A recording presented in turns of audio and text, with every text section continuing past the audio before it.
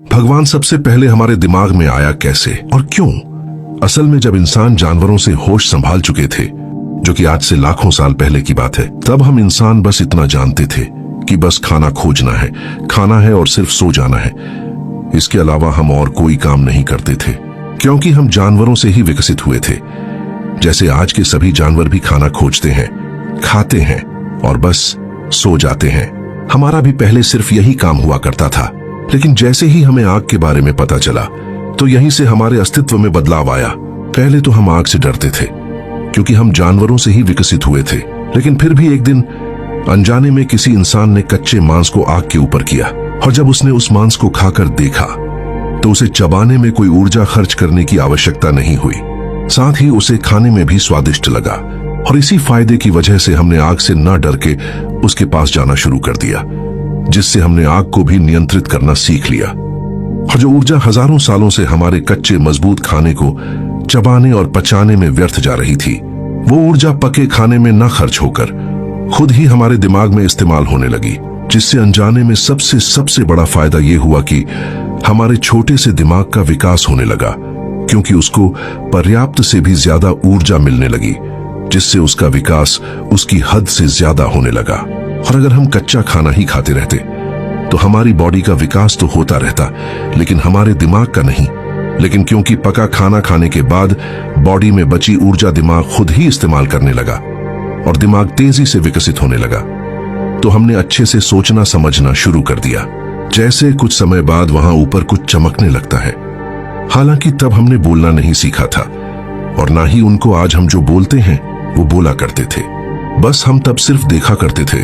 मतलब हमारा दिमाग कुछ अलग और चमकदार देखकर आकर्षित होने लगा था, और सारा ध्यान वहीं लगा देता था, जिससे ऊपर की तरफ हमारी क्यूरियोसिटी ज्यादा होने लगी।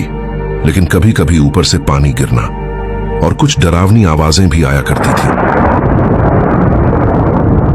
जिससे हमें ऐसा भी लगने लगा कि ऊपर जरूर कोई है जो हमारे साथ ऐसा कर रहा है। और जैसे जैसे समय बीता, हमारा दिमाग और विकसित हो गया, जिससे हमने चीजों को समझकर उनके लिए अलग अलग आवाजें निकालना शुरू कर दिया। उसी मुंह से जिसका काम सिर्फ खाना पेट तक ले जाना था, असल में सभी चीजों का आविष्कार हमारे दिमाग ने खुद ही किया है। जिस मुंह का काम सिर्फ खाना पेट तक ले जाना था, उसी से हमने आवाज निकालना बनाया। और जिस जीभ का काम सिर्फ स्वाद चखना था, उसी से हमने शब्द बनाना शुरू किया। और समय बीतने के साथ हमने हर चीज के लिए एक अलग शब्द बनाना शुरू कर दिया, यानी कि उनका नाम रखना शुरू कर दिया, ताकि दूसरे को यह पता चल सके कि किस चीज की बात की जा रही है। जैसे ऊपर को हमने ऊपर कहना शुरू किया और नीचे को हमने नीचे। जैसे अगर आप आज भी किसी चीज को खोजकर अपने पास से उसको किसी नाम से बुलाने लगे, तो बाकी लोग भी उसे उसी नाम से बुलाने लगते हैं। और जब हमारे दिमाग का अच्छा खासा विकास हो चुका था, तो हमने ऊपर से गिरने वाले पानी और ऊपर से आने वाली आवाजों के पीछे ऊपर किसी का होना सोचना शुरू कर दिया कि जरूर ऊपर कोई तो है जिसने हमें भी यहां पर भेजा है। और जब आंधी तूफान आता है, तो वो किसी वजह से नाराज होता है, जिससे हमने उसको मनाने के लिए अलग अलग तरीके अपनाना शुरू कर दिया।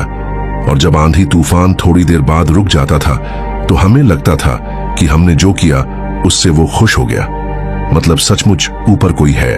और ऐसे ही आगे से आगे ये सब परंपराएं चलती रहीं।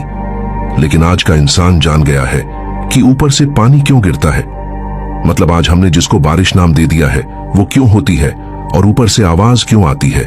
ये सब आज हम जान गए हैं, और हम ये भी जान गए हैं, शुरुआती दिमाग चरम सीमा पर था, जिससे कुछ भी सोच समझकर मान बैठता था। लेकिन आज भी हमें अपने सभी सवालों के जवाब नहीं मिले हैं, जैसे हम अस्तित्व में ही क्यों हैं।